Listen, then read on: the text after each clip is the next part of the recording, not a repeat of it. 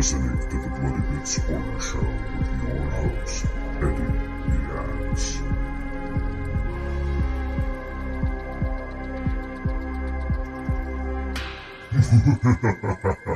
Hello, everybody, and welcome to the Bloodybits Horror Show. I'm your host, Eddie the Axe Jefferson, and joining me this week, we have Matt Poldberg. Matt, how are you doing today? I'm doing great, Eddie. How are you? I'm doing splendid, actually. So, Matt, weird introduction to how this episode came about.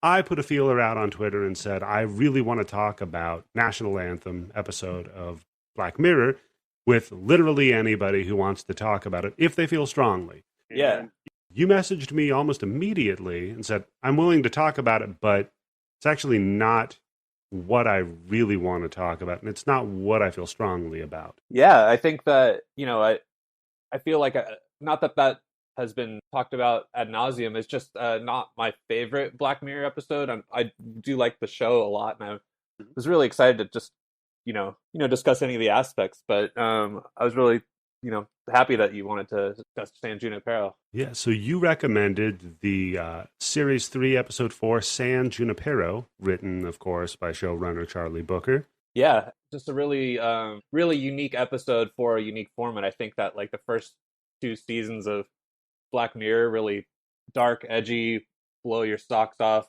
in a, mindfuck kind of way. And then all take place in sort of this dark future or near future or slightly alternate version of our current reality.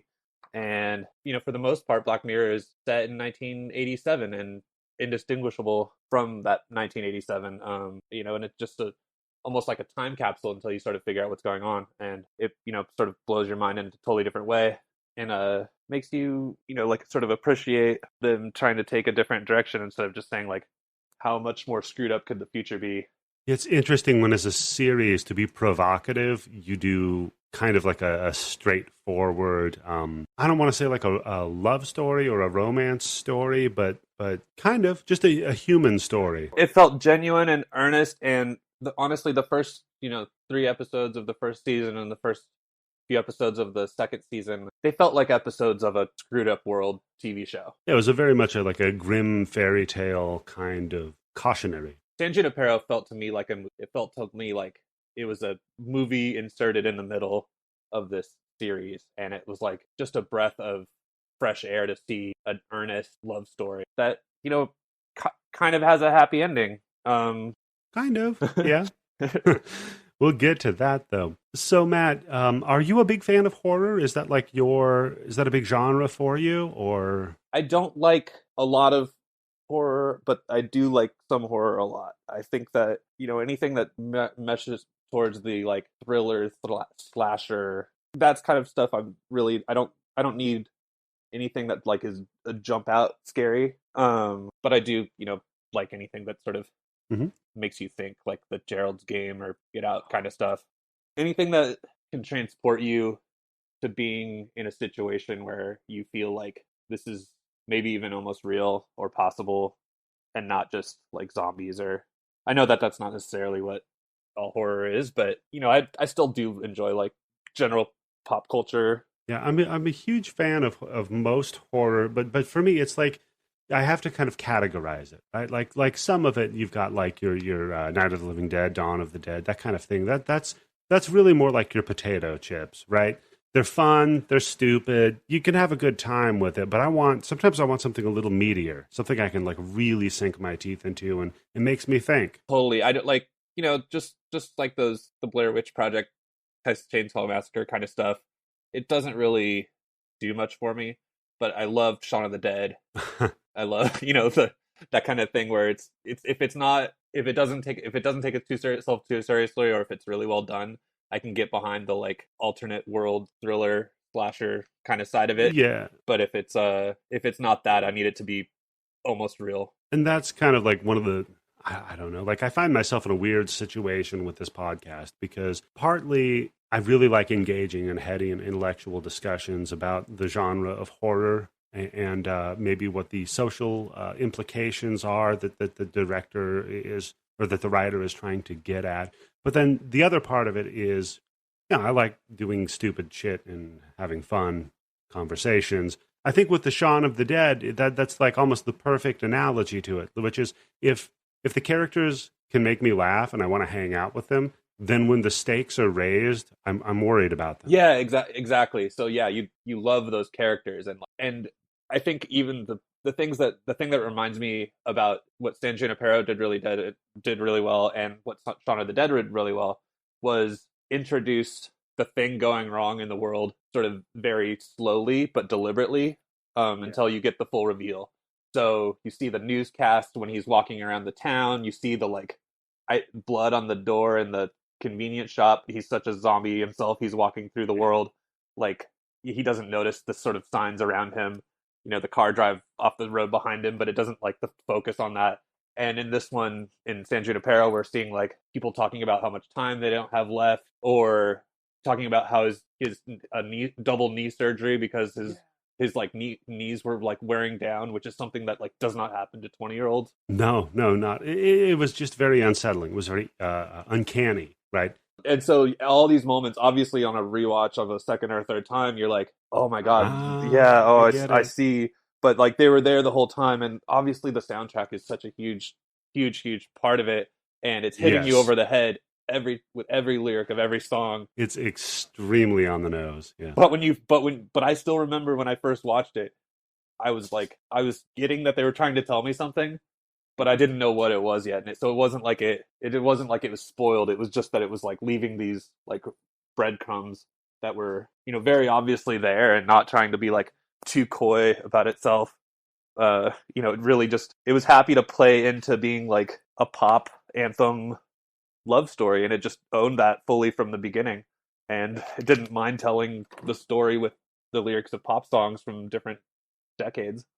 And I thought that was just so perfect to like feel like really make the time capsule, besides like the awesome set design and clothing and staging and all that other stuff. Like I just love music more than anything, so to see it used so well, and just for them to get all the rights to all those songs, which is also something that I think is missing from a lot of like Netflix genre work, is when they don't get good music, you can tell. Yep.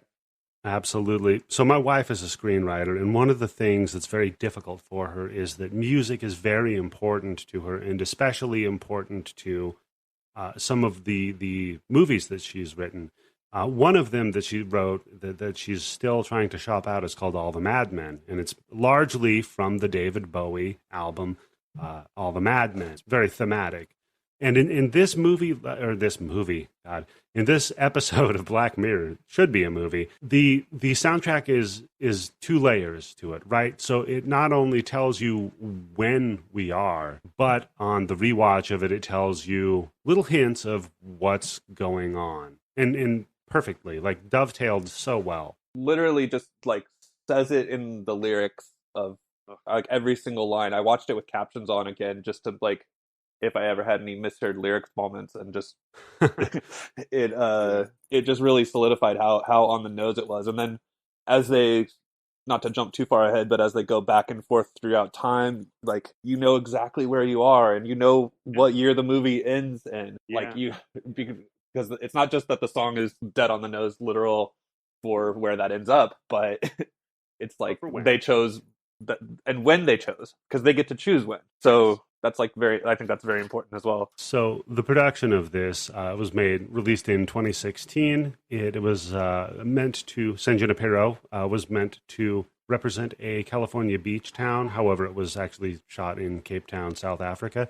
And as a person in the SoCal like beach area, it looked like, I was looking at it and I'm like, this could be any number of towns on the PCH. Yeah, I grew up in Morro Bay, and I was like, could this be Cambria? Could this be one of those middle coast ones, like between, like, is this, you know, Monterey-ish? And like the plant, even like the plant life and some of that other stuff looked really pretty close to that. The only thing that was missing was that big of a town, like right up onto the sea. And you know, I've gone up and down the California coast a couple times, and I'm like, oh, this still thought it could have been a spot I missed, and then looked up South Africa, and I was like, really, really surprised by how well they did that. I read a note that said they just couldn't afford to shoot in the U.S., so they did. Yeah, it's kind of expensive. Yeah, we're out here in Ventura, and like there are spots from like the botanical gardens up in the hills. If you were to look down over the beach, it would be like, oh, they filmed that here. Like you could totally see that. Yeah, it reminded me of Santa Barbara a bit. Being up at the mission and looking down. So Charlie Booker originally intended for the protagonists in this to be a heterosexual couple, which is an interesting thing. I had read that.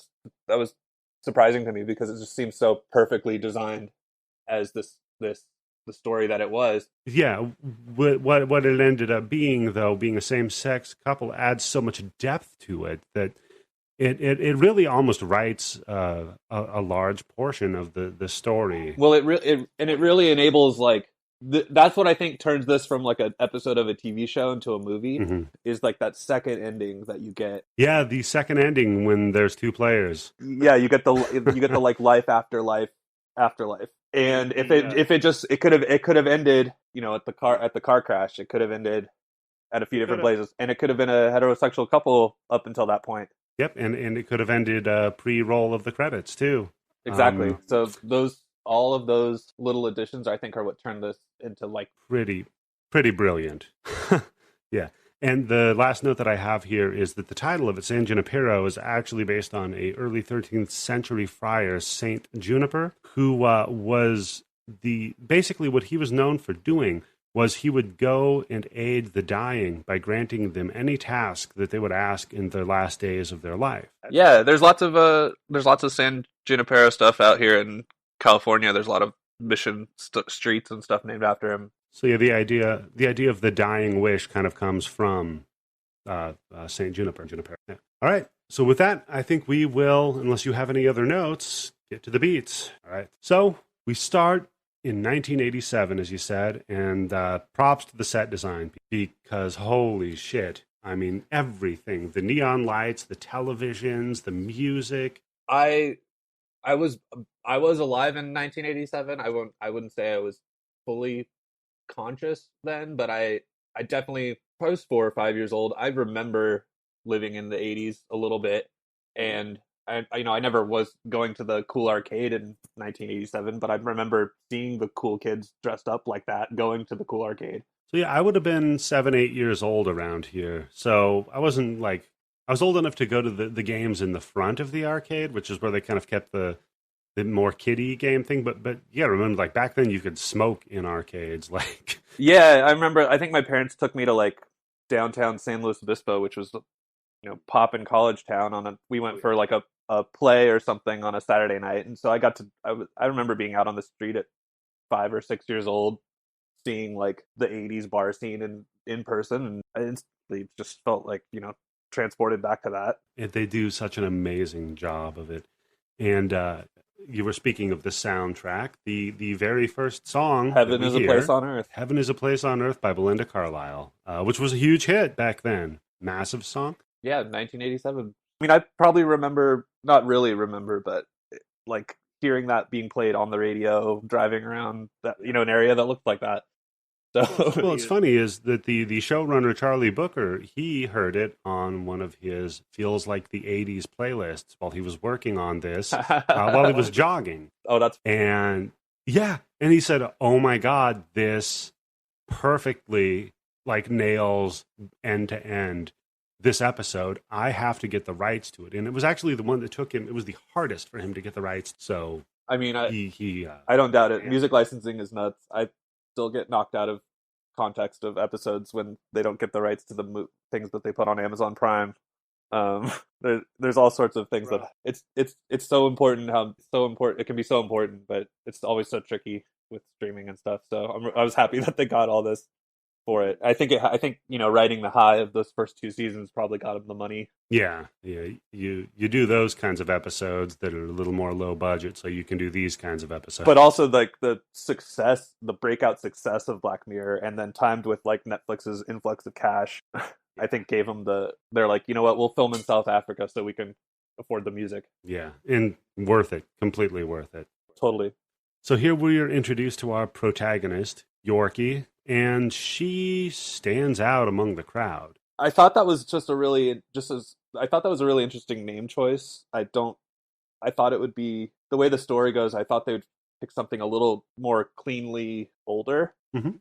I don't know where Yorkie came from, but it, it's pretty funny. I'm not really sure, and I think maybe that's part of the choice. So she doesn't fit in, right? True. Everybody here is very attractive. Very, they all look like they belong in a music video, right? Yeah, and there's a comment a little later I want to talk about that someone makes. Not that Mackenzie Davis is like not attractive, but she's just not like. No. I mean, they're doing the she's all that thing with her. They put her hair in a weird kind of teased way and then throw some glasses on her, and we're immediately like, that's a nerd. So yeah, Mackenzie Davis playing Yorkie. She goes back and she's wandering kind of through this really hip club, like you're saying. But she makes her way back to the arcade which I thought's hilarious. Yeah. Because I think the first scene we see her in *Halt and Catch Fire* is the arcade as well. It is, yeah. And I love her in that show. So watching that go from one to the other, I was like, I know this character.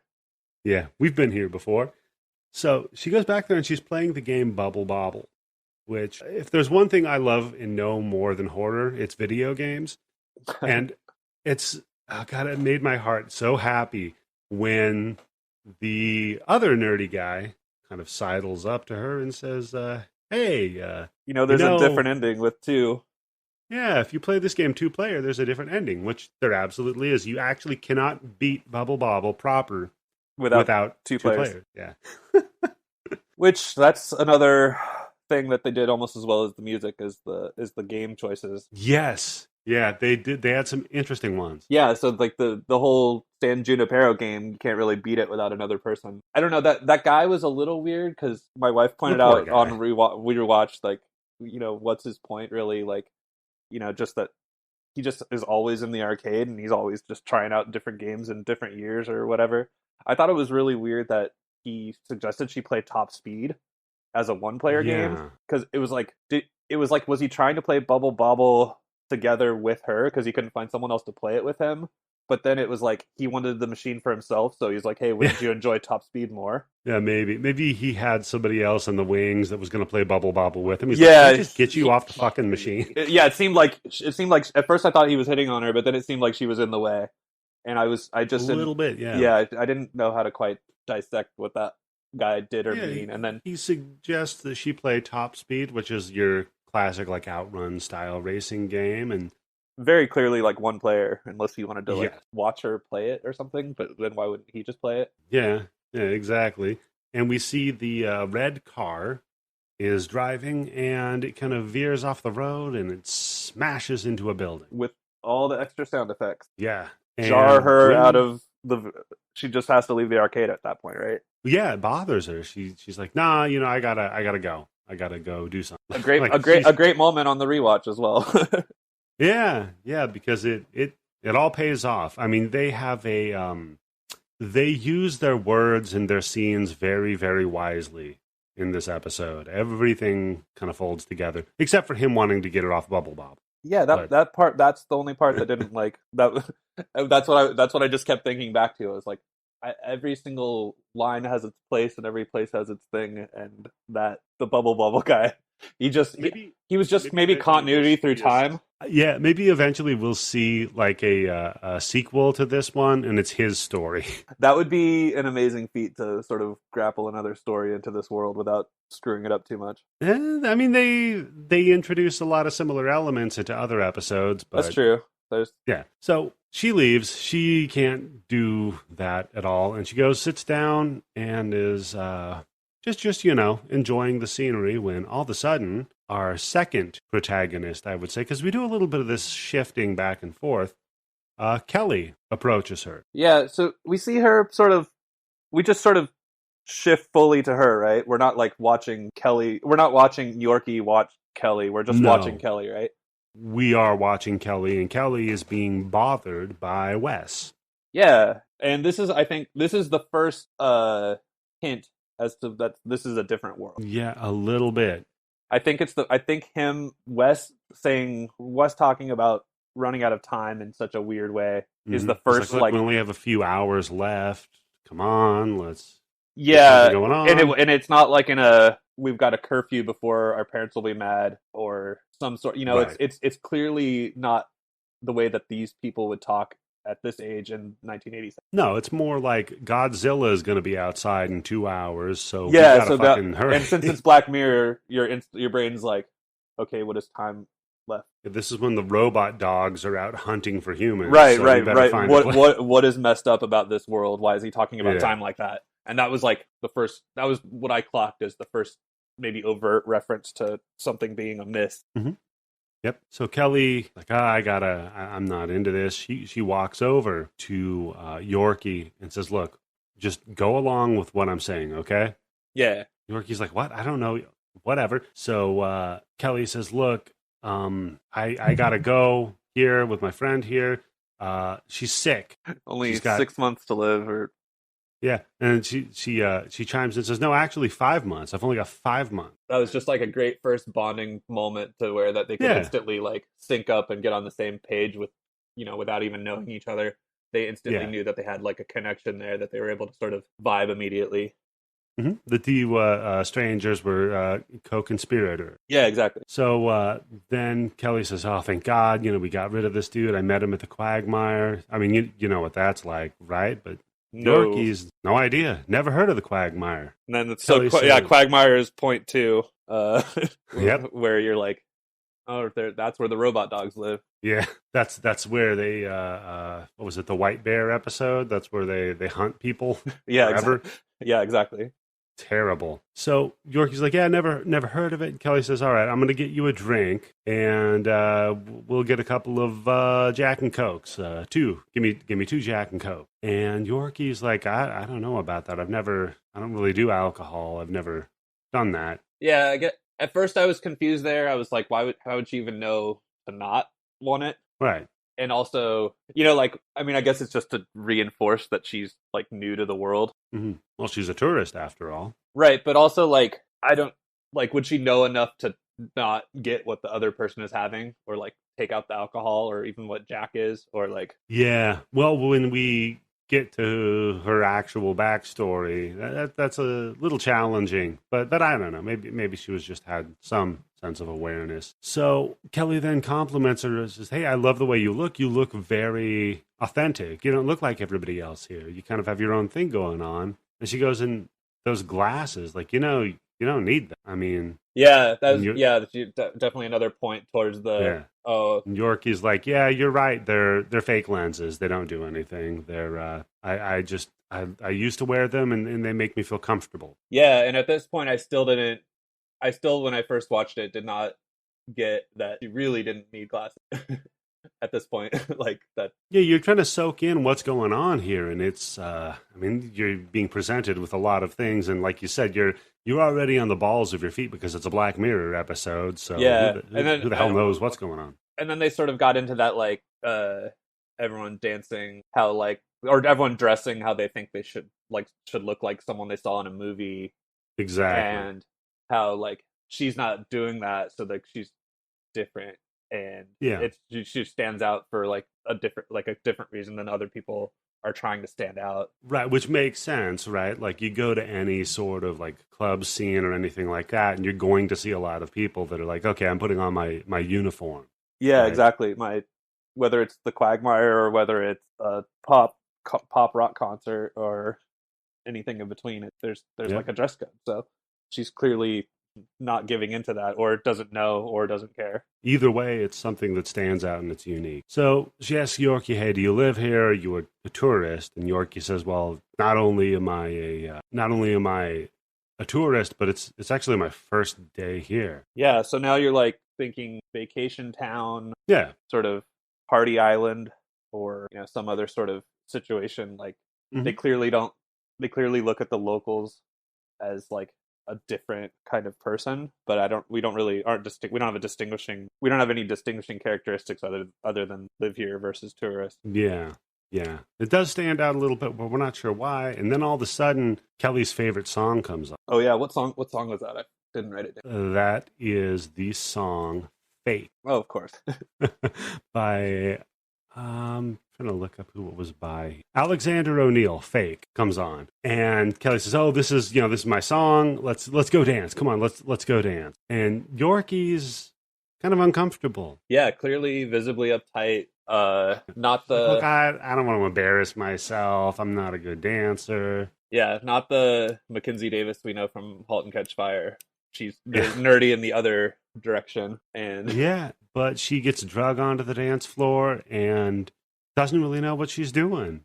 Kelly says, "Look, just mirror what I'm doing. Just do the moves I'm doing back at me, and it's all good." But Yorkie starts kind of freaking out. She's looking around, and we see from her perspective, everyone is staring at her, or looking at her. But it's not for the reasons she thinks, right? Yeah, so she starts having like a panic attack and runs out. Like I gotta like sneak out of here while Kelly's turned around and danced. So Yorkie's outside, and we notice that now it's raining. And Kelly goes looking around the club to try to find Yorkie. Like, hey, where'd you go? You know, and Yorkie walks outside and sees Kelly standing around in the rain. I thought the rain was a really nice touch to sort of throw you off from the like perfection simulation. That we'll find out this is, yeah. Yeah, I think that makes sense. That was like, because later on we find out that things really don't go wrong. Yeah. So it's interesting, like, I mean, I guess rain isn't necessarily something wrong, but you would think that inclement weather wouldn't be something you would choose when you're picking out your avatar. Right. It's So I was maybe even thinking that when they were talking about like, you know, time left and they're only getting these like Saturday nights once a week, but then it's raining. That's you know, that's why would it rain if that's you only get 4 hours? Yeah, but I mean, what if you feel sad? What if you go outside, you feel sad, and you get your own Charlie Brown cloud?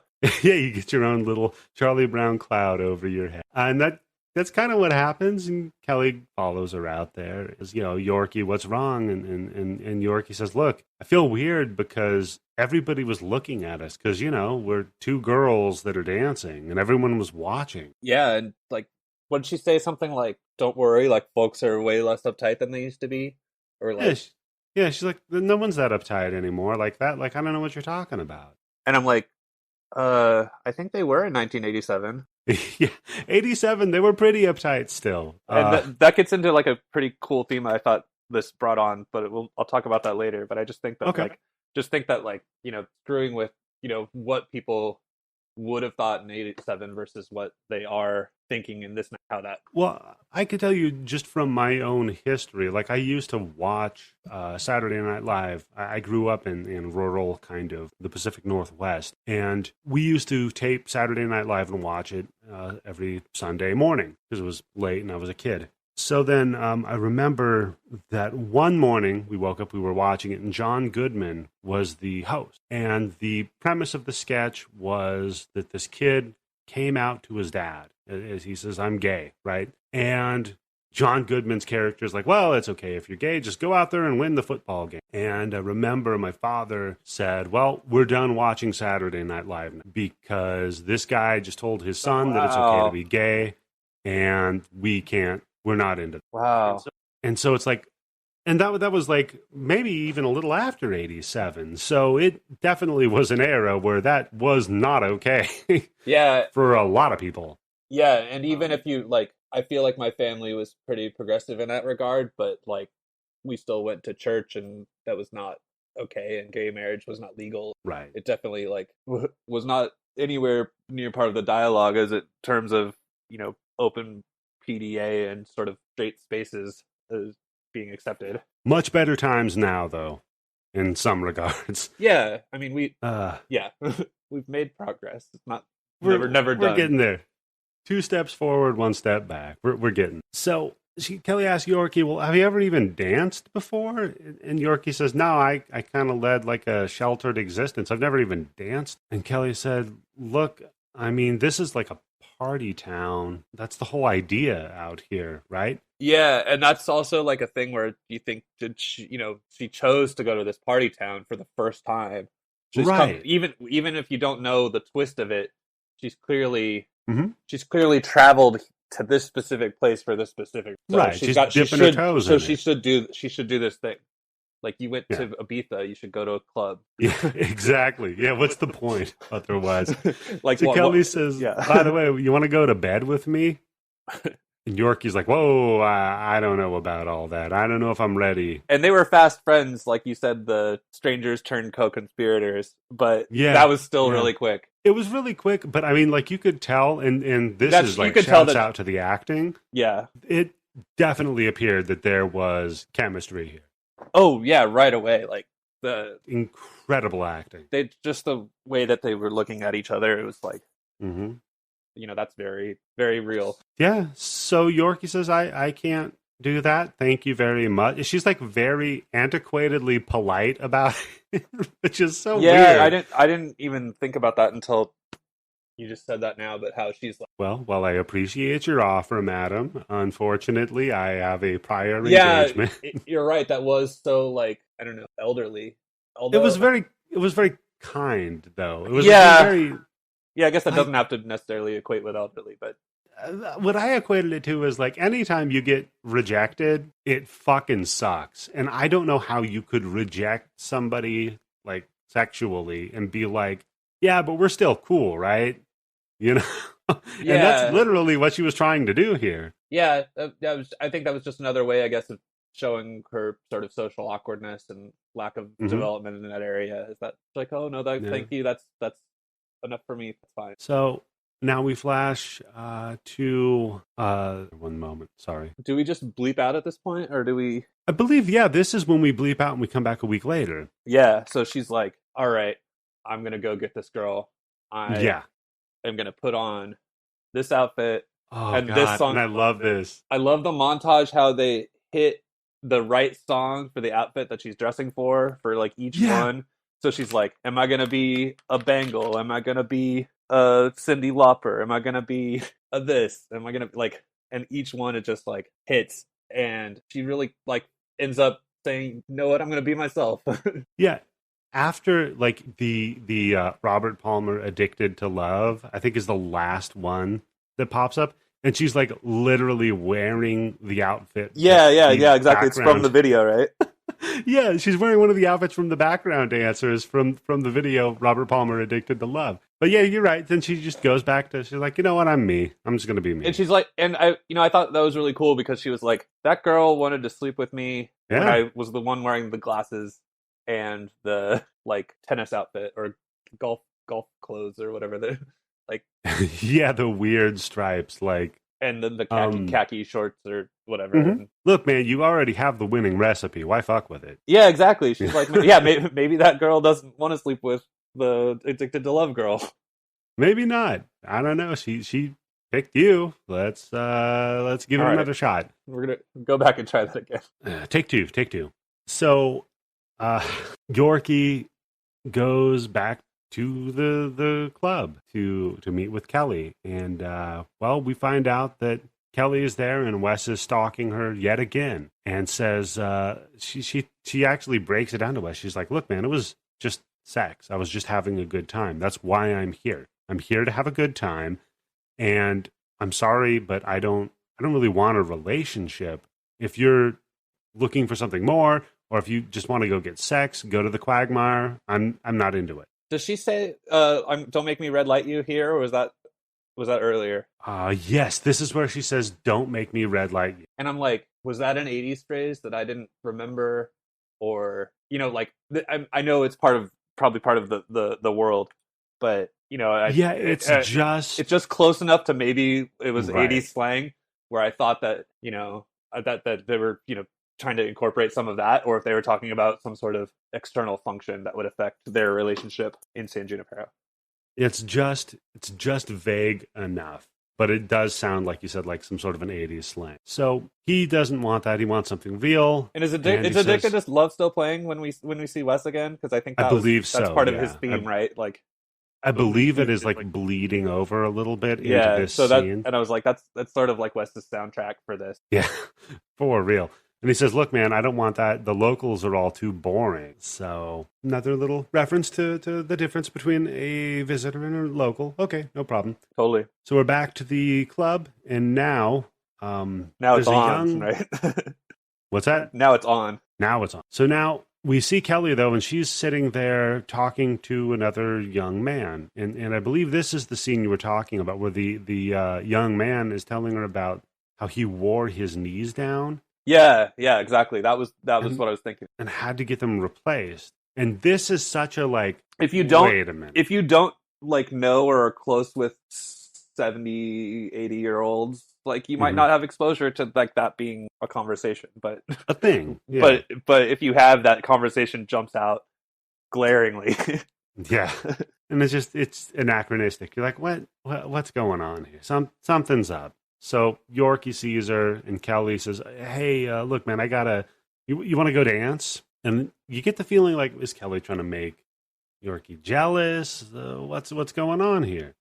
Yeah. You could tell she was like still not 100% after being rejected, but Yeah, that sucks. That hurts. I didn't know which way it was going at this point. I didn't know if she was gonna continue to sort of put her off, or if they were gonna, if she was gonna try to antagonize her a bit before getting back. Yeah, but it didn't work out that way because Kelly didn't last very long.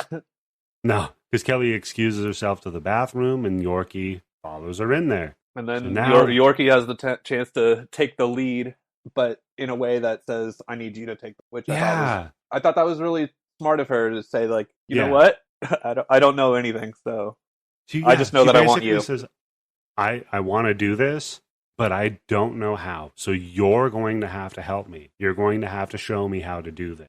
Which I think instantly tells Kelly that it wasn't her fault the way things didn't go the way she wanted the week before. Right. And instantly sort of absolves Yorkie of any guilt that she should feel in Kelly's mind for sort of rejecting her, even though they clearly had a thing. And that paired with the getting dressed up montage, paired with the it's a week later, just in my mind, the first time I'm watching this, I'm like, she rehearsed this.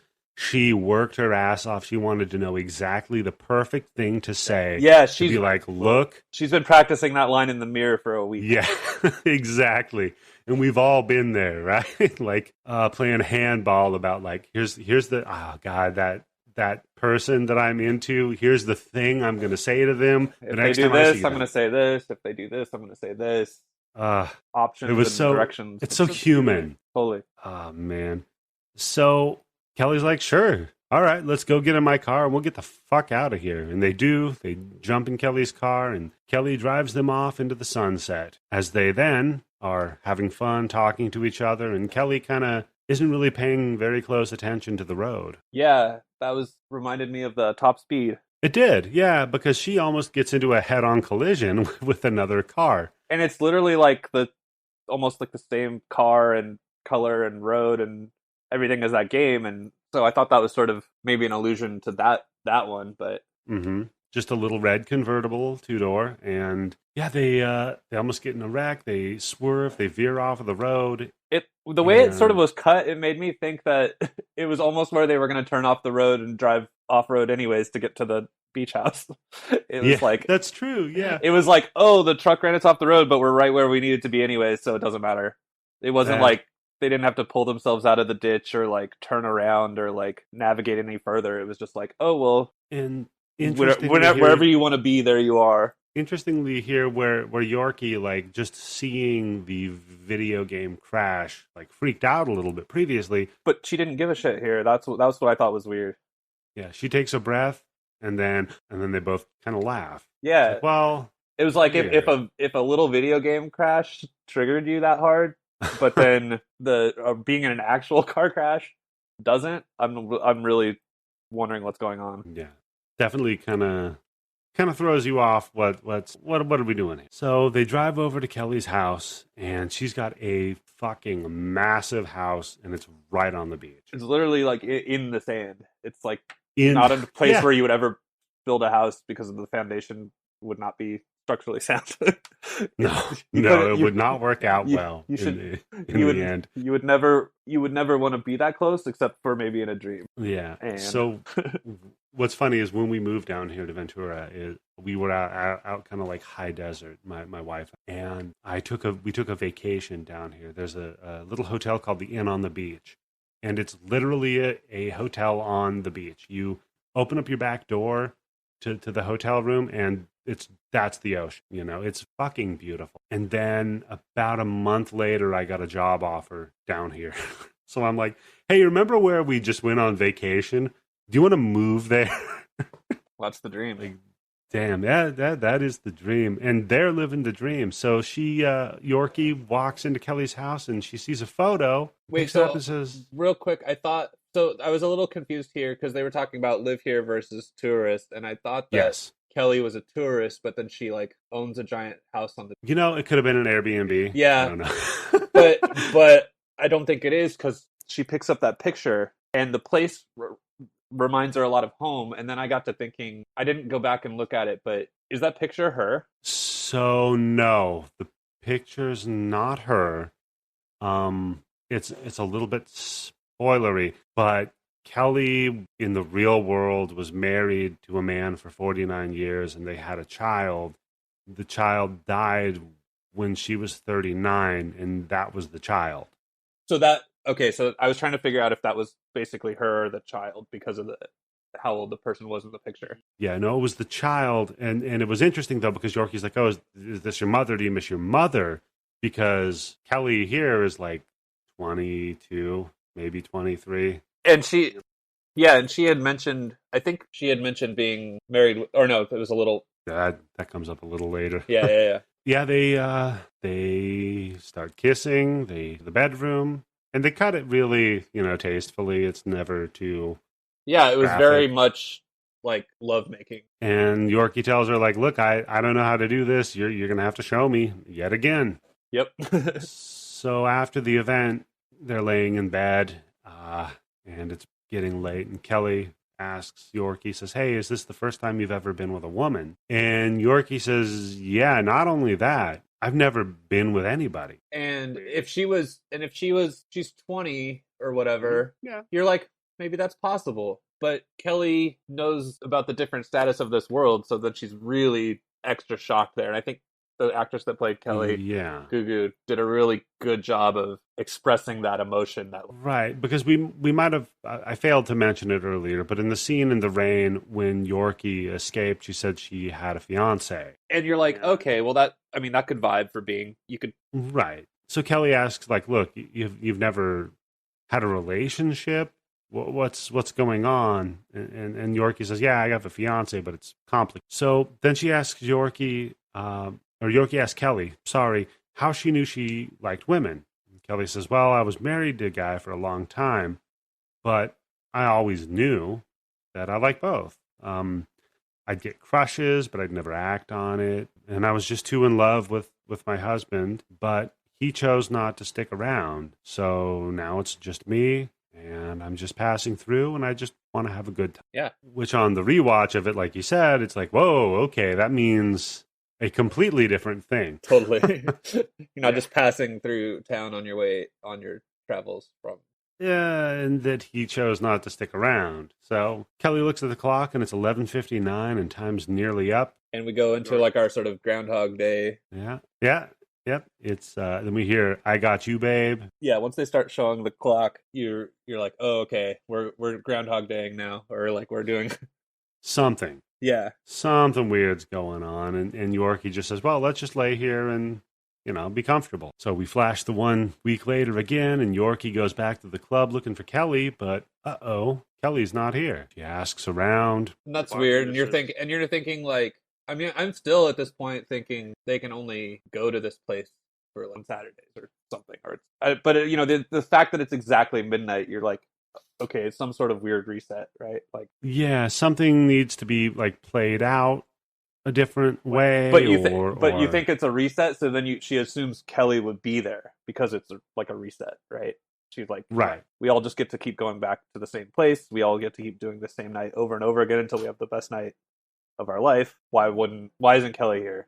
And it's like breaks her. Yeah, it's hard. You don't, something's not adding up. Something here doesn't make sense. And it's Club Tucker. I was just trying to remember the name of the club. Oh yeah. That comes up later. Yeah, Tucker's a theme through the whole thing. I tried to figure out what Tucker was, but I think it's just a name. It is. I was hoping it would be like the director's son or something like that, but I couldn't certainly find not it. Tucker Carlson, because fuck him. Yes, I concur. So the bartender says, I don't know, have you tried the Quagmire? Maybe she's down there. Who knows? And then she And goes now, straight out to like a From Dusk Till Dawn bar in the oh desert, God, yeah. and except like times 100. It's yeah. She's going out to like some weird like torture club, It was like a bar. Burning Man Roadhouse meets like BDSM club meets. Yeah, yeah. So she's going out there, and a couple of people on Harleys, spin by her, and they're all loud and obnoxious. And we get into this club, and yeah, it's pretty crazy. It's just like nude people dry humping each other, and people fighting. And At and first, I getting thought it into was more like orgy, but it turned out to be like Fight Club and everything else in between. It's like a bacchanalian kind of hedonistic center where, or it could be, like a fetish club. Yeah, basically. yeah. I thought it was going to be more like more like that, and then you see the guys like getting smashed in the face into Just the. beating the shit out of each other. So while Yorkie's there, she bumps into Wes, but she doesn't know what's. Wes does not look well. He's looking rough, and she says, he says, "Oh, hey, I know you. You're does I know you from Tucker's?" This is his best line too. Yeah. Yeah, you were the one hanging out with Kelly. And he's like, I can't remember exactly how he says it, but he's like, "Oh, she got you too." Yeah. Oh, she got you too. Like, huh? like now there's two puppy dogs running around the world looking for Kelly, and he's And like, she's he has this like, like well, camaraderie with her. Like, yeah, I know where you are. yeah, just another speed bump on her road. So she's like, look, I don't know. I'm just trying to find her. Where is she? And he says, well, I don't know. Maybe try a different time. 80s, 90s, 2002. Yeah. He's like, I've seen her in a few different places. So here's what you can try next. And you're like, okay, well, not only are they choosing to visit San Junipero or the Quagmire, but now they're choosing to visit there in different time. Mm-hmm. So now it's time travel at will. Yeah. So now everything's out the window, right? Like, yeah, all right, whatever. I'm in for a penny, in for a pound. And that's kind of what he says to her. He's like, look, it's worth it. You take a shot. Yeah, exactly. So even though he loves or had loved Kelly, he's like, this is what you should try if you really want it. Yeah. I'm not saying not do it. And she does, because 1 week later, they really hit it on the nose with the car commercial. With the like, God, yeah, with the Corinthian leather seats. I just like, I almost wish that they hadn't done the car commercials, say like the brand new 1980 Chrysler or whatever, like, because then we're like, okay, we were in 87, and then now you're like, having him say the brand new 1980 Chrysler, so Yeah, you could cut that out of it. You could let the set design. And that was like my only note, because the second that you see everyone's playing Pac-Man versus playing Bubble Bobble, and right. the second that you see like just those the rest of the set, the music, the cars, the video, the arcades, that all did it so perfectly. And then not to mention that in the first one, when we were in 1987, there was a marquee of a movie theater. Oh yeah. Showed The Lost Boys was going to be playing, which is such an interesting choice, because The Lost Boys is about people who are obsessed with immortality, and The Lost Boys is a reference to Peter Pan. Never grow up, never get old. Yeah, dead on. And then just that says the year just as clearly.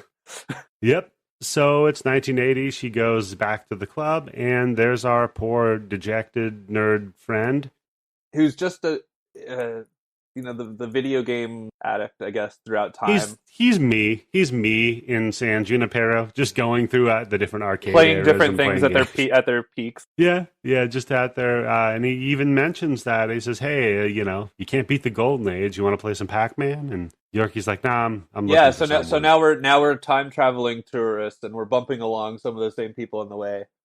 Yep. I got what I imagined to be like Ready Player One from reading the book. Oh yeah, vibes here.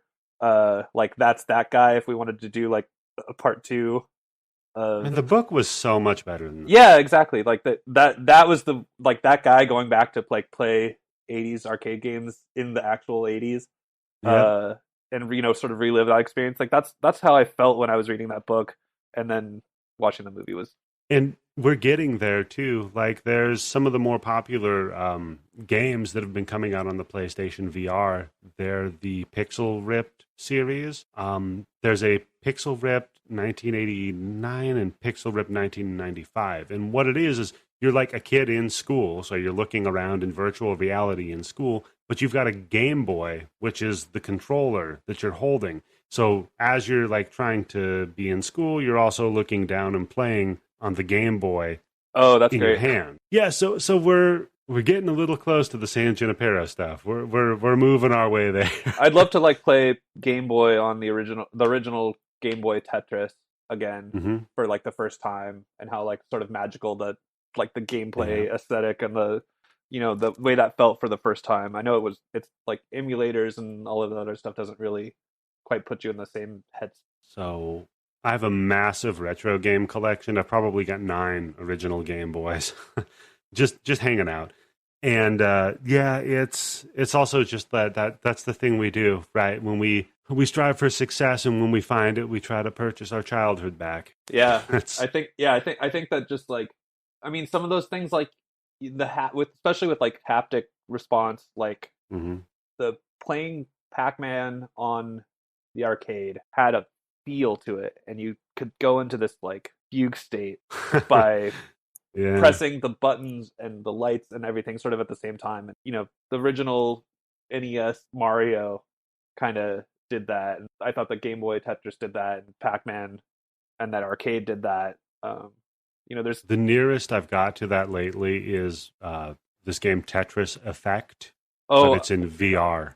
And I wear glasses and I get a little bit of VR vertigo, so I can't quite commit to any VR gaming system yet, but I look forward to maybe some of those hurdles getting overcome as we can. So my wife has terrible vertigo. Like, she just gets dizzy sitting on the couch sometimes. And a point of advice for people with vertigo, if they want to play VR, get a small fan and put the small fan under your television in front of you. Not only will it help you to keep cool, but it gives you a sense of center. Oh, and that's really that smart. Helps so much. It's just an added sensory element that like which way's up, left, and right. Connects you back to the real world, so you don't get confused like maybe some of the citizens of San Junipero. Yeah, nice nice callback to Heyo. To the way that they're zombies, because they're spending their whole lives there. So now you're like, oh, these are like time travel tourists that have just decided that this is the perfect day, and they want to relive the same day over for the rest of their life. And so we skip to 2002. No, I don't know why you would, but okay. we fast forward to 1996. Was it 96? Because we got Alanis Morissette playing in the background. Yeah, that's right. Oh my God, I'm so sorry. Yeah, we're hearing Alanis Morissette on the radio. We don't stay in 96 for very long, but we jump out into a very clear 96 with Alanis Morissette playing Ironic. Yeah. The video, and then you see Time Crisis in the arcade, which is another just the stupid... Great nod. Yeah, Time Crisis. Time Crisis, great name. So perfect. And also, I remember that was my peak arcade years. Mm-hmm. That, like, those sort of, like, that Virtua Street Fighter, Mortal Kombat. Yeah. That was the resurgence of the arcade. Yeah, when they got to add either video or, like, 3D elements, and then, other types of controllers. And so then that was like another instant flashback to that time. That was my most sort of like... It's so funny. I didn't even think of this, but this is exactly, all of the peaks of arcade. So you've got the 80s with Pac-Man Fever. You've got 87, where you've got the racing games like your Outrun, your Hang On. You've got the late 90s, like you said, with Time Crisis, Virtua Fighter, that kind of stuff. And they had that 3D modeling engine that Virtua Fighter had. Where you start to get over a certain amount of polygons to be able to blend like a smooth surface instead of like pixelization. And then... Or you can make Lawnmower Man. Totally. And then, she walks over to Kelly's house, but no one's there in the 90s. Yep. And then we flash to 2002. And we're at DDR, the third remix. Yeah, we are at the last resurgence of the arcade, which is trying to give you an experience you can't have at home, because who the fuck is going to put a giant metal platform with a guardrail on it in their house? Because you can play Time Crisis and Pac-Man and all those at home, but you can't quite do DDR at home. Although you can't really play Time Crisis anymore because we've switched over to flat panel televisions, so True. the light guns no longer work. Oh, is that why? Yeah, so the way that those old light guns used to work is that they were basically photocells, and when you would pull the trigger, it would issue a command to the game that would flash one single frame of the entire screen being black, except for the Where point you shot? had to hit, which is white, and the camera would just read white or black. And now, and then that would be hit or not based on whether it's red, white, or black.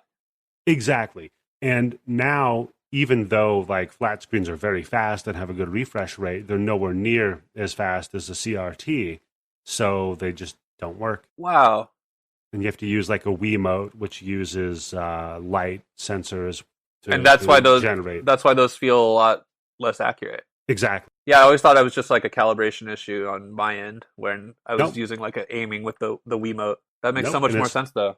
And it's the reason why I still have an old CRT television in the living room next to the big 4K TV. So, yeah, 2002, looking around for her, and we see Kelly and the nerd guy are dancing. Awkward arcade guy. Oh, yeah, they're having a good time finally. They're playing some DDR. And Kelly sees Yorkie and tries to leave, and Yorkie follows her. Says, "Hey, what's going on here? How come you're trying to run away? I thought we had something going on here." Kelly gets mad at her and says, "Look, this is all just for fun. That's the whole point, right?" Yeah, I'm sorry you read too much into this. Yeah, I'm sorry you caught feelings, but that's not the point. Yorkie tells her, "Look, you should." And she's like, that was crazy because she sort of put so much work in the first 2 times that I was a little shocked there. She did go through time to find you, but then again, the first time we meet Kelly, she's doing the same thing to Wes, so it's not uncharacteristic. Yeah, it makes sense for her character. So Yorkie tells her, "Look, you should at least feel bad or feel something. I mean, what the fuck, you know?" Yeah. And Yorkie leaves. Kelly gets pissed off, and she looks at herself in the mirror in the bathroom, balls up her fist, and punches the shit out of it. And this is when we find out that it's not just time. Yeah, because that mirror shatters. And the first thing you see is that there's no blood on her hand. That was the thing because she immediately looks down at her hand, and you're like, oh my God. That's going to be covered in blood. That's going to be a problem. I've broken a piece of glass or mirror much less dramatically than that, and pouring blood. So your hand skin's so thin, and there's just no way that wasn't be gushing. And so you're like, that's crazy. She's invincible. It's pretty unreal. And more unreal is when she's done looking down at her hand, she looks back up at the mirror and perfect. Fixed. No problem. Perfect mirror. So now you're not just time traveling, but you're either immortal or invincible in some kind of way, or you still don't know if you're like real or traveling through time, or we don't quite know where we're at or what's going on. We do know that we have some sort of hack going on. Yorkie left, and Kelly goes out looking for her. She asks a couple of locals, "Hey, where's did you see a girl, brunette, white lady? Where is she?" And they're like, kind of pointing up to the top of the building, and there's Yorkie sitting with her legs dangling off the edge of a building. Yep. And this is scary, right? You got somebody who's unstable, potentially. She's hanging out up there. And Yorkie rushes up to the top of the building and says, "I hope you have your pain slider set to 0. And now I'm thinking, all right, this is a video game. Yep, this isn't real. We're all playing pretend now. So that I went from something like time travel to simulate to like something, and then this is like this. That was the video game line, just right off. Yeah, I figured, okay, we're in like a chat room. We're in some VR This is Second Life, or this exactly. It's Second Life with fewer furries. Although I guess no, maybe they're all just hanging out in the quagmire. Yeah. They have a place. They have a home. That's Second Life, is the quagmire. So Yorkie's looking out over all these people, and she says, "Hey, how many of these people do you think are dead?" Kelly says, "Well, I don't know, maybe 85% of them." Yeah, they're full timers. I thought that was a really interesting sort of euphemism for them. And at before, you're thinking like that just connected it to that sort of like the thing earlier where they were saying sort of, do they live here? In like quotes means if they like live here, it means they don't live somewhere else, because that means it's still kind of unclear what dead means, though. Like you said, if it's a video game, then maybe they're just like artificial intelligence. But I think that it's not vague, and she asked how many people in this town, how many of these people are dead. We know it's some sort of video game simulation, so I guess it could be like how many of them are like non-player characters or something. So then Kelly says, look, I made a promise to myself that I don't do feelings, and you ruined it. I don't know how much longer I have, and I wasn't prepared for you. So they go back to the beach house, and it seems like she's doing this to protect other people, almost as much as herself. Like it almost feels like she thinks she's being altruistic by like she's protecting Yorkie. Yeah, she's like, I know the hurt that losing a loved one feels like, so I don't want to be someone else's loved one to lose. So let's not catch feelings for each other. We're just here to have fun. It's that would be irresponsible to make other people, like to make more people in the world feel sad when I'm gone. Right. And so they go back to the beach house, and Yorkie tells Kelly, look, I'm going to get married next week. My family doesn't approve, but he's a really nice guy. He is. He is a very nice guy. He's probably the hero. I mean, I wouldn't give him hero status, but I think he's a good person. Yeah. So then Yorkie said, you don't know how much time there is. Well, what did you mean by that? And Kelly says, well, I've actually only got 3 months left, and when I'm done, I'm done. I'm not going to be staying here after that, because I thought that was really interesting, because the first time she met Yorkie, she gave Yorkie 6 months to live. Yeah. But it turns out that she was projecting that on her. Well, and it's because the doctor told her she had 3 months to live, and then she 6 actually months ago. lived. That was 6 months ago. Yeah. And so they keep saying 3 months, which is how I feel in this pandemic. Right. Where Yeah. no one wants to tell us that it's going to be 18 months before there's any sort of human trial tested vaccine. So everyone just keeps saying, oh, 1 more month. And even then, once the vaccine is there, it only lasts 3 months once you get it, and because the antibodies leave and it mutates. It'll take a whole nother year for worldwide rollout. So they're just going to keep saying 3 months every 3 months. Yeah. This is going to be at least 3 years, folks. Yeah, exactly. So I think I think anyone that's in a public official status would lose their job if they said that, so they know they can't. Exactly. Yeah. Plus, politically, it's poison. You're not going to get reelected. That's exactly what I'm saying. So they know. Sorry to sidetrack there to the very real world, but it's fine. I just like I said, I've been feeling like we've had 3 months to live since 6 months ago. So that line really hit different this time. I did an episode of this podcast where we were talking about people being sequestered in isolation for 5 months, and we're like, we've been living that. That used to be an unfathomable concept where you're like, oh, those people on the training for the Mars rover program, they're really crazy. And then all of society just went and did it. For us, at least we have the internet. Like, I can talk to you. Yeah, that's true. So she says, yeah, my husband died 2 years ago, and he chose not to pass over because he didn't believe in San Junipero, and he wouldn't even visit it. So it's starting to all make sense and add up to what's really going on. Yeah, so he didn't believe in it. He didn't want to visit it or even try it. And it seems like there's other cities too. It's not just like San Junipero or the Quagmire. It seems like there's a lot of different types of options, and he was we'll find out later. There's a lot of options. Yeah. When we see Tucker. But basically, yeah, so he knew he was going to die and chose not to. He didn't die. He didn't necessarily die suddenly, or right. He had time, and he just chose not to for reasons. Yeah, so it sounded like this is our first introduction into like maybe what I'd call the moral horror of this world. Yeah. That doesn't hit you over the head, but what I think still classifies this as horror is the way that you would go about entering into a virtual eternity with friends and relatives that don't agree with that concept. It's my Yeah, it's just watching this episode has changed my wife and my kind of relationship to each other in a very slight way but meaningful way, in that she's very much a dreamer, and she holds out hope that this is a potential, right? We all hope for that. And I'm personally an atheist. I don't believe in necessarily an afterlife.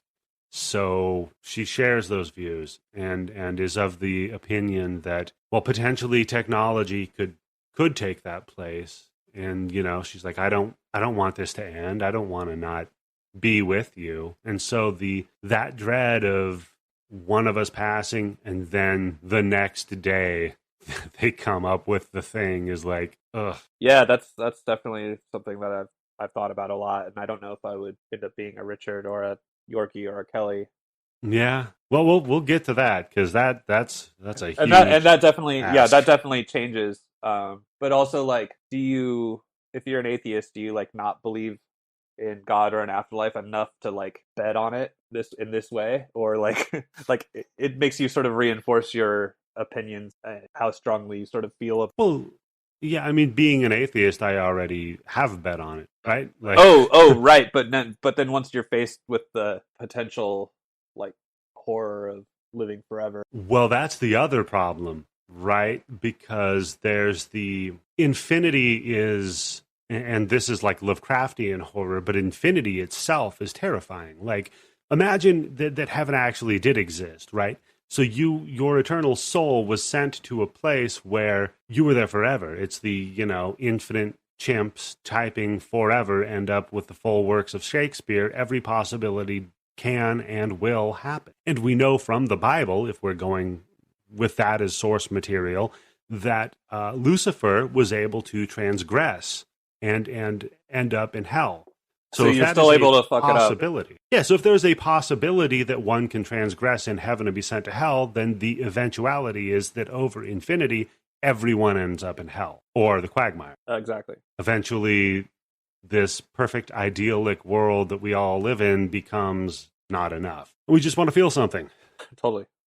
And then anyhow, I think that. Oh yeah, I mean that line comes up later. So we'll get to there on a later beat. We'll get to there. Anyhow, like I said, sometimes there's heady discussion, and sometimes you listen to my baby fart. That's the podcast.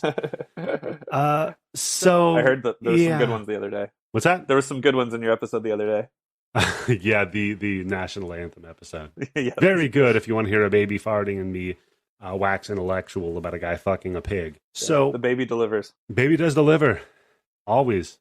So, yeah, Richard chose not to pass over because he didn't believe in it. And Yorkie tells Kelly, look, I'm glad that I came in here and did it because I met you. And in the real world, there's no way we ever would have met. And even if we did, you wouldn't like me. Yeah, and so now you're thinking, like, all right, Yorkie is a 500-pound, middle-aged white guy. Yeah, it's a catfish. You're thinking catfish. You're thinking someone that this either is totally misrepresenting who they are, or some other sort of thing where, you know, we really thought that she was being her best self up until this point, and now I'm sitting here worried that catfish is she could be anything. I mean, she could be the person that's programming this simulation, right? And, she could manipulating this avatar. Like, who knows? She could be an AI, or she could be some other sort of thing. But it turns out that we find out differently, because Kelly says, you know what, I want to go visit you in the real world. And I'm going to tell you where the city that I live in. And then they realize, oh shit, they're not that far away. I'm a couple-hour drive away from there. Yeah, I'm in Santa Rosa. And she said, what did she say? Was she in like Carson City, Nevada? Yeah, Carson City, Nevada, and Santa Rosa, which California. is like hop, skip, and a jump. I mean, come on. What's that, 4 or 5 hour drive? If that, yeah. Who knows what traffic is like in this future? Oh, that's true. We could have pods that fly. We could finally have the rail system in California. We'll have flying cars before we have California rails that we deserve. Very true. So now we cut to black, and we see an elderly woman who resembles Kelly. I mean, yeah, and you don't know right away. No, but they did a great job at picking this actress. Oh my Ugh, God. phenomenal. I legitimately looked to see if it was Gugu in old makeup. Yeah. They did they such a great choice. And she's in the real world, and you can tell. Yeah, because one thing that you don't notice until the rewatch is that like there's no old people in San Yeah. Junipero. There's no people in wheelchairs in San Junipero. There's no other like almost There's nobody that's heavier set. There's no. there's no little children either. There's no It's all yeah, there's not like 8-year-olds running around the arcade right. It's all when people would consider themselves to be in their prime. in their prime, exactly. So now we have a middle-aged caregiver. Mm-hmm. We have elderly women with respiratory problems. Yeah. There's the first cough we see the whole movie. Yep. So she's coughing. Meanwhile, like the other version of her doesn't bleed. Yeah. So that's like So the we biggest see contrast. fallibility and vulnerability and being human, finally. So, yeah, Kelly gets helped into a truck or a car by her nurse. And Yeah, just starts making a journey, which we can only assume is Carson City to Santa Rosa. Yep. And it's a beautiful little drive, nice little jaunt. And Kelly goes into the. Like a medical facility looking thing. It kind of looks Yeah. like an office, not quite like a hospital, but there's people in lab coats walking around. It's very sterile. Very It's sterile. Sterile is the perfect word for that. I think it. A lot of right corner edges, like 90-degree angles. Yeah, the place that Kelly left definitely looked more. It looked fancy, but like still like homely. kind of more holistic. Yeah, more. Yeah, but this definitely looked like this is where we run the future from. So we then are introduced to Greg, who's a younger, heavy-set man with a very well sculpted beard. And he says, "Did we meet her before she went into the room? Did we meet Greg before? Did we meet? I Greg? believe so, because he gives her the rundown on Yorkie and says, "Look, she's not going to be able to respond to you." Right, but But we don't know that it's Greg yet. Well, we don't know that it's Greg, right? Okay, that's what I meant. It's like we don't know that Greg is Greg when we meet him. Yeah, we're introduced to this orderly. He's just like orderly med tech saying. Yeah, he's like, yeah, she won't be able to respond to you, but she will know that you're there. Right. So now you're like, is she like fully logged into this San Junipero mind system? What's going on? Is she like a Futurama, like brain in a jar? What's going on here? And we go in there, and no, she's got just like basically in a coma, right? Or like in she's comatose. Or is she like fully what would be like the definition of comatose? Or is she just like trapped with her eyes closed, sort of like? Well, I couldn't quite figure out what the thing was there because he may have mentioned that she was like quadriplegic and that right. So it's difficult. Like they never actually like overtly say what it is, but she does have like the respirator tube going on, so she's not able to really move or respond or react in any way. And so the other orderly says, "Look, Kelly, Yorkie is going to be passing over. I've been working with her for 3 years. She's a quadriplegic, and she's been this way for about 40 years now, because when she was 21, she came out to her folks. They got into a fight. She got mad. She got into her car and drove off and got into an accident that rendered her paralyzed." Yeah. Woof. That's a rough one. So now all of Yorkie's decisions in the past sense. Yeah. Or in the San Junipero world makes sense. Yep. She got to be out and proud for about 1 minute. Yeah, for just a moment, unfortunately. Like not only was she not accepted by her family, but she didn't even get to live a life not being accepted by her family. It just ended right there. Yeah, she got to not be accepted by her family, run off in protest, and then be 100% under their thumb and control for the remainder of her life, because that from that point on they basically owned her body. Yeah, they kept her on life support basically, and they said, well, we're working with this thing that's called immersive nostalgia therapy. Immersive nostalgic therapy. I wrote that down. Yes. Yeah, that was like, okay, then that, just in case you haven't pieced it together, they're giving this to these people, but they can only give it to them for so much.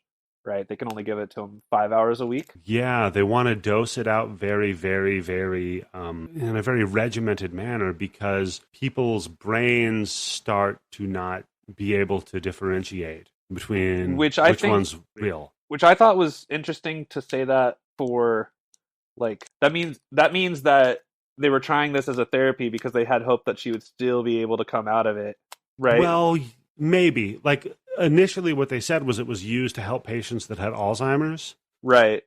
But for her, she wasn't a patient with Alzheimer's. I honestly think that basically the people that were taking care of her were like, we have to give her some sort of a life.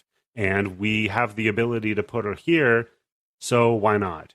Yeah, I think that the reason they called it the immersive nostalgic therapy was not just that they were, because they didn't want to actually set her off and let her live in it. That's why she needs Greg, right? So for me, it was like the family's doing anything they can in hopes of, like, getting her back to normal life again. Right. So they're standing in the way of any of her own medical choices, including the right to die. So what's interesting about immersive nostalgic therapy is that that's actually a thing that was used in a slightly different sense. There was a 2010 BBC documentary called The Young Ones, where they took celebrities who were aging, and they actually put them in a house that was decorated to look like when they were in their prime and in their youth in the 1970s as a method of therapy, so that they would feel a little bit more comfortable in their advanced age. Yeah,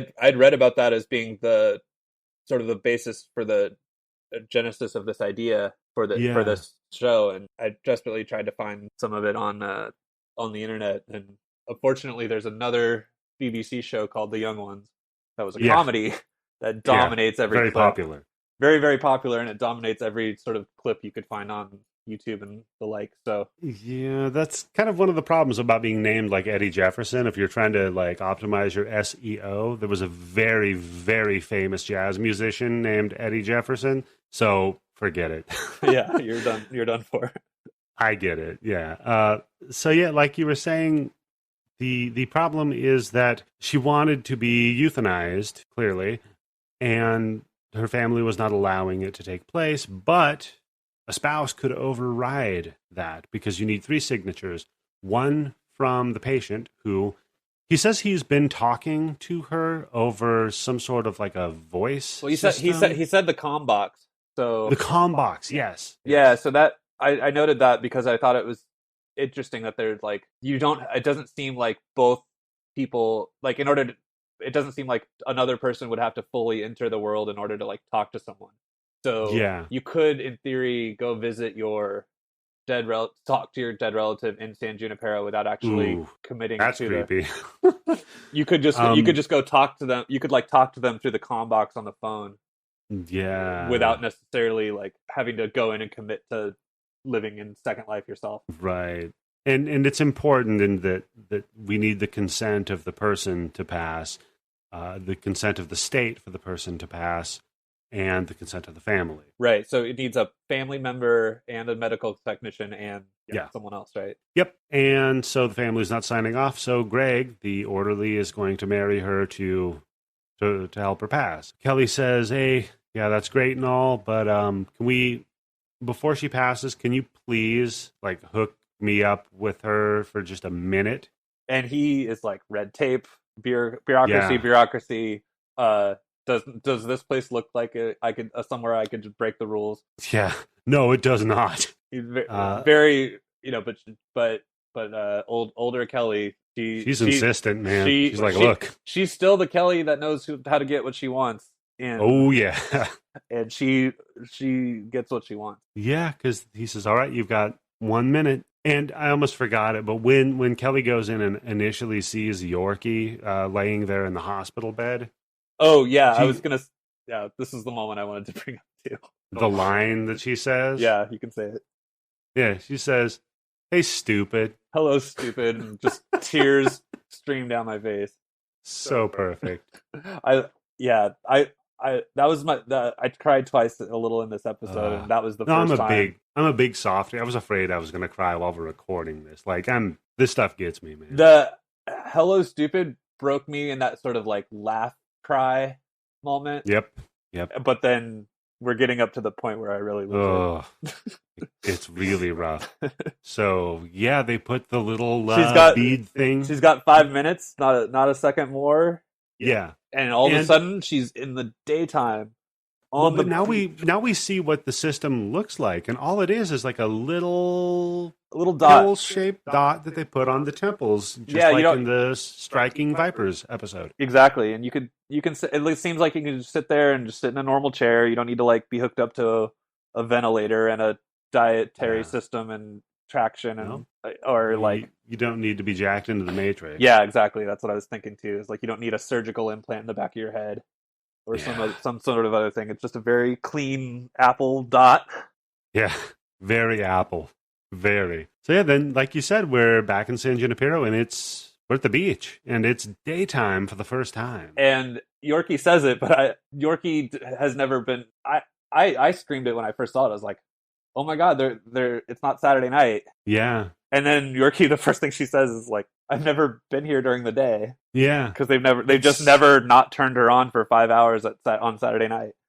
That's the only time she ever lived since she was 21. And it's such an interesting choice too, because like the fact that they represent it all as a nightlife thing, like so interesting. So yeah, it's daytime, and Kelly's like, "Look, they told me everything that's going on here," and she proposes. She says, "Yeah, if you have to get married anyway." That's when I lost it. when you see young Kelly, you see her hair disappear out of frame. Yeah, and it's so like it's shot so well, and it's acted so well. Yeah, it wasn't like she knew she only had 5 minutes, and it's like, how do you? It was like the way that Yorkie practiced exactly what she was going to say when she met up with Kelly the second week in the bar. Is like Kelly had practiced exactly what she was going to say to get Yorkie to say yes here.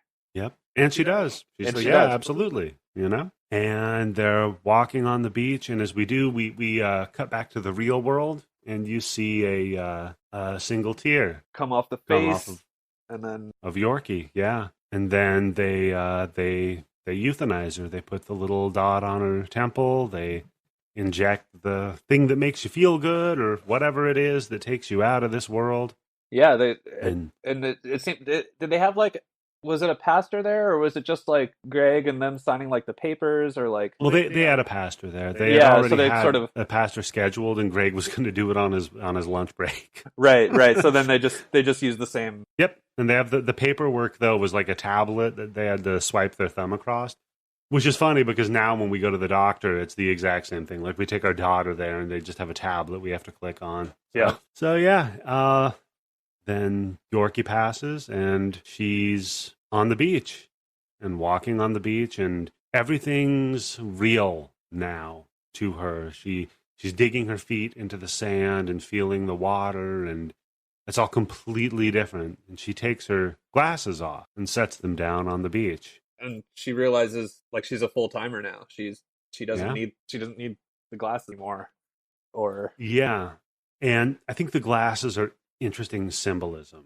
Right? Yeah. Because not only do you have like that they were a thing that she was clutching onto to keep her comfortable, but it's also a very kind of early representation of what we're talking about here, which is transhumanism.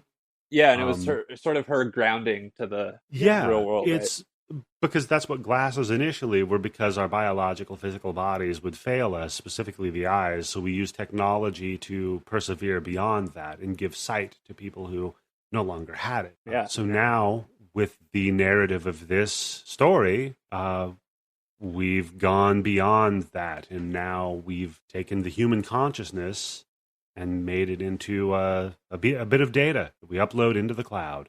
And a bit of data comes back a little at the end too. It does. So she takes the glasses off, sets them down, and walks away. And we cut back to Kelly, and she's back in the hospital, and she's not doing well. Not doing great, but she comes back comes back to visit, right? Heads back into San Junipero, and they meet back up. And when she does, and it's like Saturday night again, right? It's Saturday night again, yeah. And Kelly pulls up in her Jeep, and this is such a nice touch. She's wearing a wedding dress, and she looks over at York, and she's like, "Well, come on, I mean, oh yeah, this is a great moment. You didn't get dressed up for the occasion. What are you doing?" And then blink, just blinks, boom. Got the outfit she wants on now. Got another wedding dress. So now they're having a good time, and Yorkie's like, man, everything looks and feels so real now, and it's because I live here now. It's all real. And she's pounding on the hood of the car like I can feel it. It feels real. And Yorkie says, so you could also have this. So when are you coming, honey? I'm tired of seeing you like only 5 hours on Saturdays. Yeah, I have to miss you 6 days out of the week. Like, when are you going to pass over too? And Kelly says, look, I made my choice. Like my husband made a choice. I already told you I'm not coming in for real. Yeah, and this is when you knew that was the deal.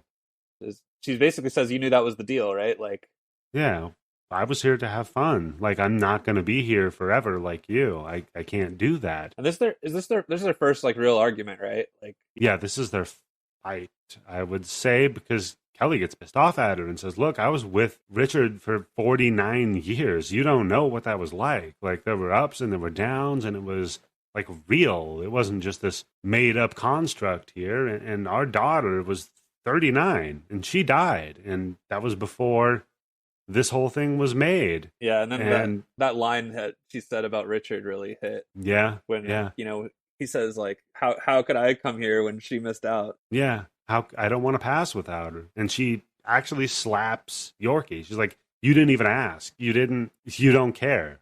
You're selfish. And then Kelly gets pissed and drives off in her car. Oh, right before that, she says, do you want to spend forever somewhere where nothing ever matters? Yeah. And that was a great, like...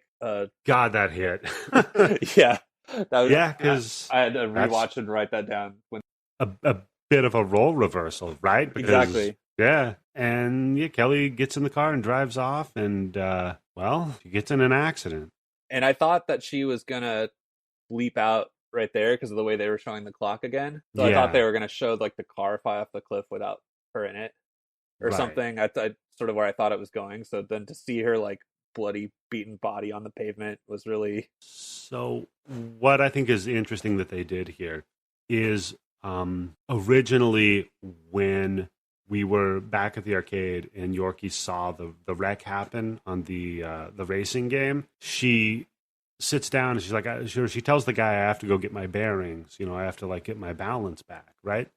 And then the song that plays is Walk Like an Egyptian, which the person who wrote that song came up with the idea when they were out on a boat and they saw that people were walking very unusually because of how unstable the ground was, right? And then after that, you have Kelly walking up to Yorkie and talking to her, and Kelly's role then is to help Yorkie regain her bearings and get her balance here in this world. So now we have a real accident that Kelly is in, and she's on the ground, distraught and disheveled, and who comes up to pick her up? Well, Yorkie. So the roles have fully reversed. So she gets out of San Junipero, and we again are treated to a montage of her deteriorating. She's coughing a lot more. She seems lower energy. Yeah, and she mentioned earlier with the 3 months to live that it was because of cancer while she was smoking a cigarette. She says, these cigarettes in San Junipero don't even taste of anything. Oh, yeah, so I remember that too. Get the idea that that's where this came from. So then Kelly walks out and she sits on a bench and she's kind of looking at the horizon, and she turns to her nurse and says, well, I guess I'm ready for the rest of it. And at this point, you still don't know what that means or what she's decided. You're still... Yeah, it could mean I'm ready to die or I'm ready to be uploaded into the cloud. Yeah. Which sounds like heaven. At this point, I'm still thinking she's like maybe doing... Yeah. And not necessarily going back. And so we go back to Yorkie in San Junipero, and she's finally driving herself for the first time. Oh in a red yeah, car. Yeah, I forgot that. yeah. I forgot that she didn't drive. That it was always Kelly driving. So now Yeah, she's because she was still like messed up from what happened to cause all of her trauma. right. So she's And got yeah. her bearings. And she's got a cool vanity plate that says York 1, so Yorkie. And we've got the Belinda Carlisle Heaven is a Place on Earth playing. So we know it's 1987 and, again, and the red Yep. Miata, which is a very 1987 Oh, car. yeah, totally.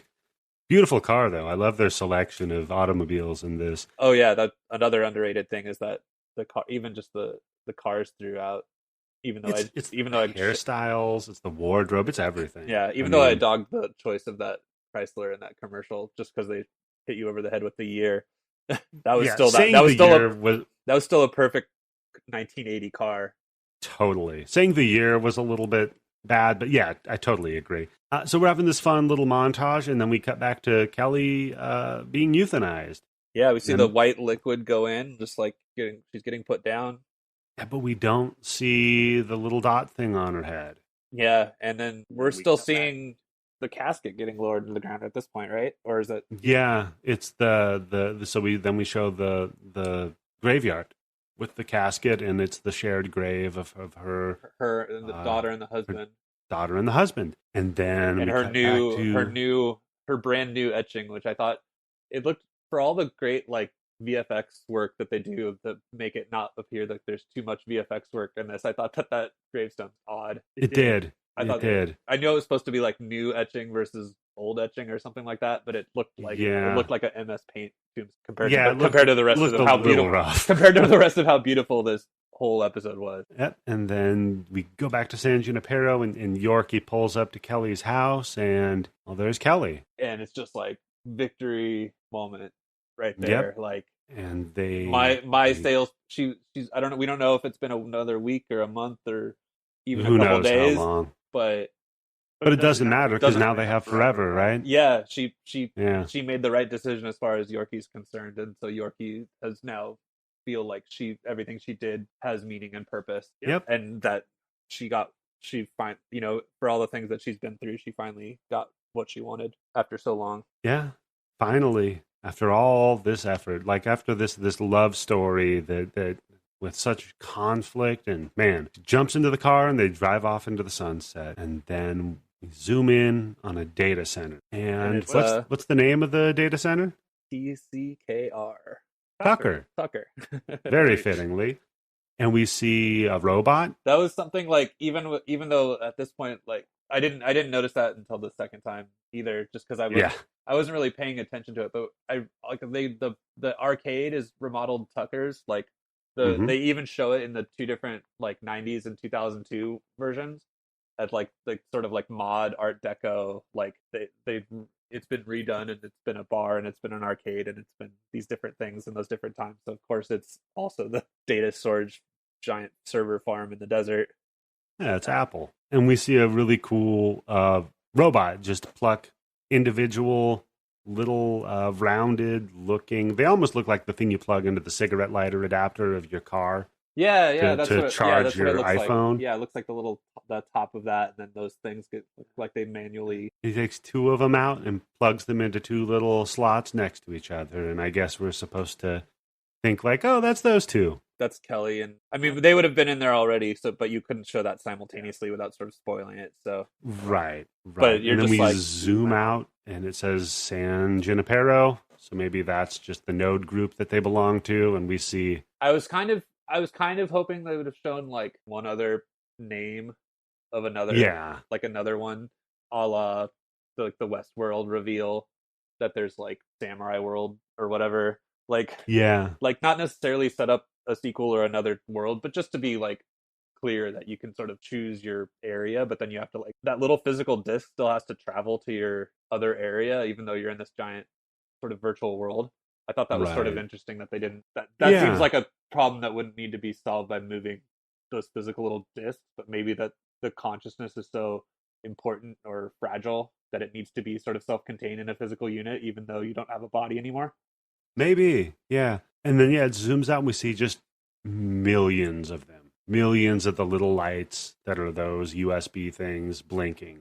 Yeah, so even though you could like connect with everything and it would be all connected throughout like time and space and have all this amazing technology. You still need like, you still don't have like, your consciousness isn't in the cloud. It's physically. Yep. So Matt, that was the episode of San Junipero. Now, the question that you posed was, is this horror? And we were briefly kind of discussing it earlier. What's the horror of this, if any, to you? I think the horror is the concept that you introduced to me earlier, which was the idea of refrigeration horror, refrigerator horror, and that when I first watched this movie, I was thinking how amazing and wonderful and happy and uplifting it is, and then like the next day I kind of went, oh my god, and just like kept thinking about it and how like the horror of like the implication of the decisions that you are now making for yourself and for other people, for people in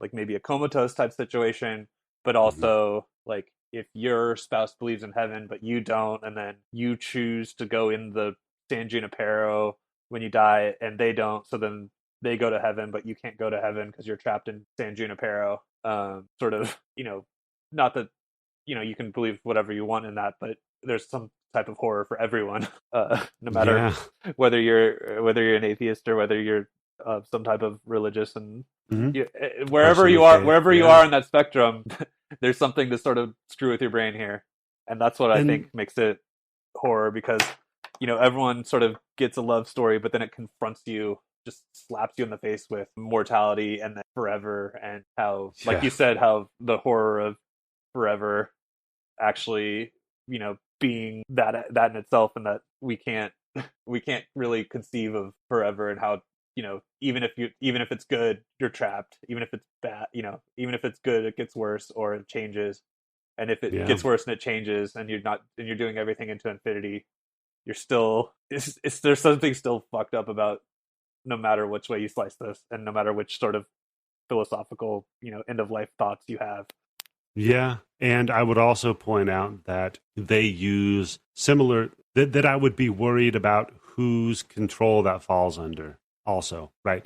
So other episodes of Black Mirror, like White Christmas, where you're just like infinitely torturing a criminal. Like, forget what the transgression is of the criminal, forget what his criminal offense is, but to infinitely torture him. Oh, right. Repeatedly.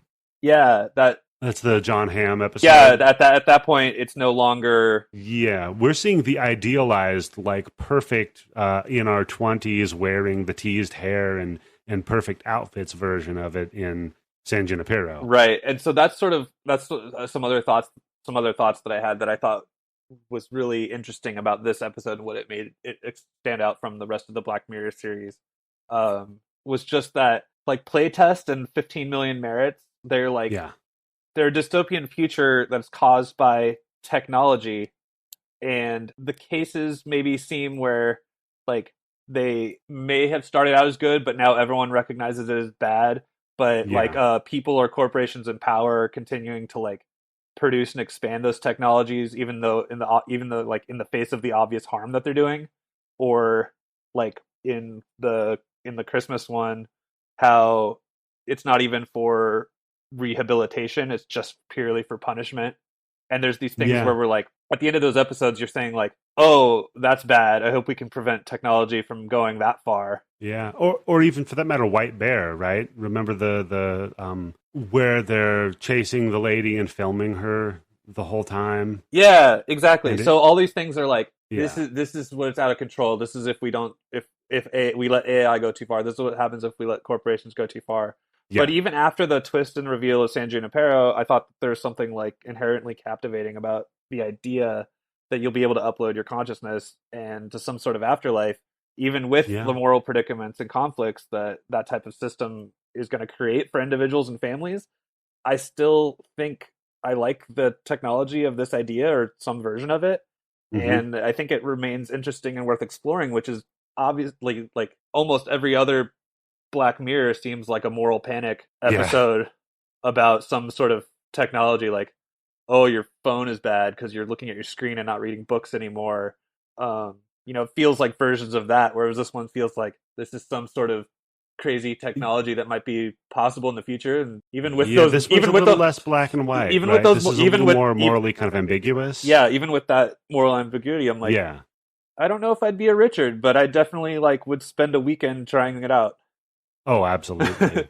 Like I'm, you know, you could sell me on it. I'll put it that way. I could definitely see myself spending, you know, go there for 10 years and then pass out, or pass on, or whatever the other euphemisms they sort of said. So I think that I think that like this it was a cool way to sort of introduce a scary concept of a future moral horror that might come up with technology, but at the same time not just outright blasting it and saying that there could be good even if you are a disc in a starver farm in the desert. And maybe that's not good, or maybe it is, but it's still like maybe worth exploring, versus the other ones are just like shut it's it putting down. The question out there, right? Yeah. It definitely just asks that question, and I think a really interesting way to, you know, sell this really, you know, uplifting love story with, you know, with its own complications, but not necessarily with a and that's it. You know, that it also tells such an amazing, like, very human love story. It's a great episode. I mean, 100%. Yeah, and I mean, not that that's like a unique or unpopular opinion, because it did win 2 Emmys. So it did win 2 Emmys. Yeah, I mean, we're not saying anything new here. Yeah, I'm not taking some moral high road here by liking the. Right.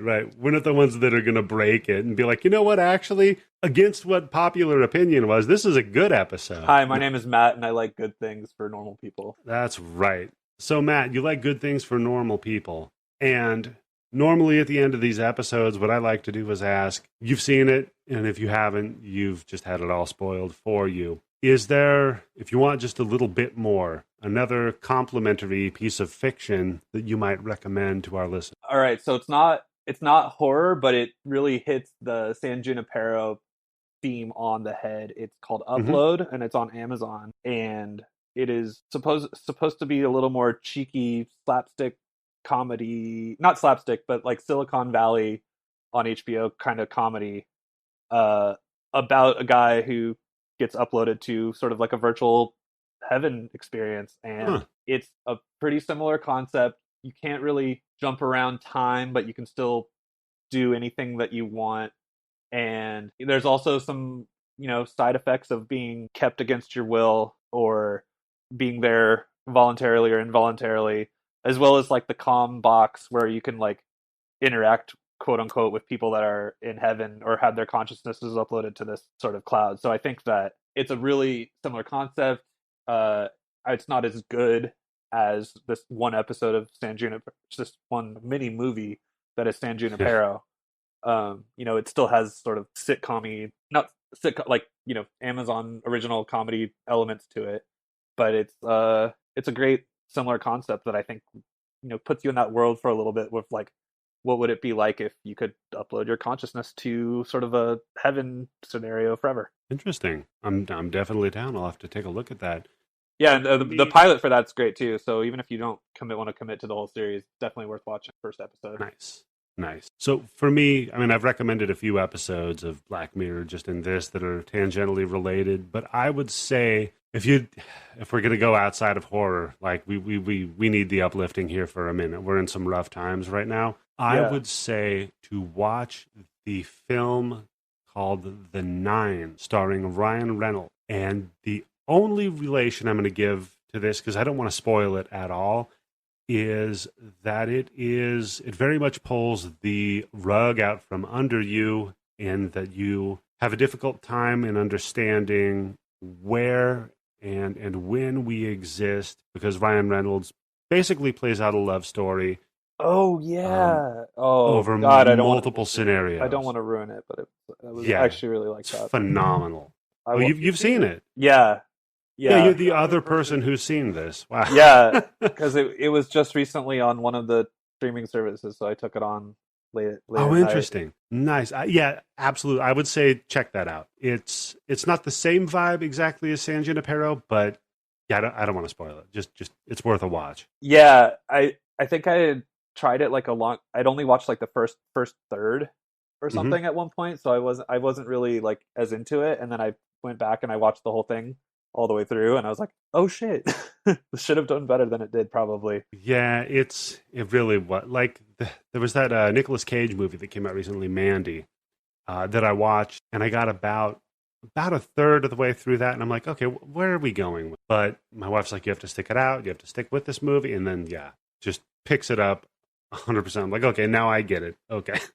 I think The Nines is one of those. Definitely. You got to stick with it. All right. So I think we're going to go ahead and close it out for the night. It's been 2 hours talking about a 1 hour episode of Black Mirror. But Matt, I've had a really good time talking to you tonight, man. I've had a great time talking with you as well. That's cool. So just, is there anything that you want to promote? Anything that the listeners should check out, or just follow me on Twitter. Not spam, I promise. Is my what a great Twitter handle. Is my username. I work in digital marketing, so I'm not going to be, but I'd still like to post about the pop culture I love. I like watching Big Brother and some other random shows. I'll be posting about some of the Bravo, Real Housewives kind of stuff occasionally too, if you're into that. And you've got some photography that you've done up on Instagram.